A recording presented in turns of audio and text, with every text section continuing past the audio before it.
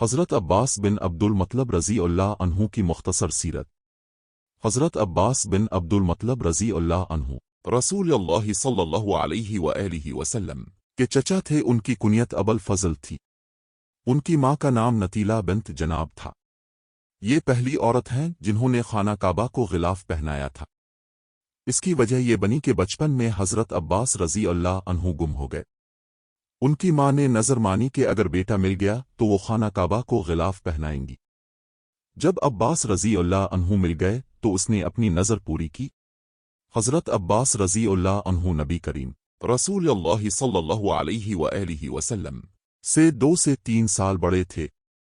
وہ زمانہ جاہلیت میں قریش کے سردار تھے۔ خانہ کعبہ کی نگرانی اور حاجیوں کو پانی پلانا ان کے ذمہ تھا۔ حضرت عباس رضی اللہ عنہ کے 10 بچے تھے۔ انہوں نے 32 ہجری میں مدینہ میں رحلت فرمائی۔ انا للہ و انا الیہ راجعون۔ حضرت عثمان رضی اللہ عنہ نے ان کی نماز جنازہ پڑھائی۔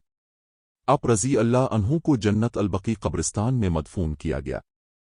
جب حضرت عباس رضی اللہ عنہ کی وفات ہوئی اس وقت آپ رضی اللہ عنہ کی عمر 88 برس تھی۔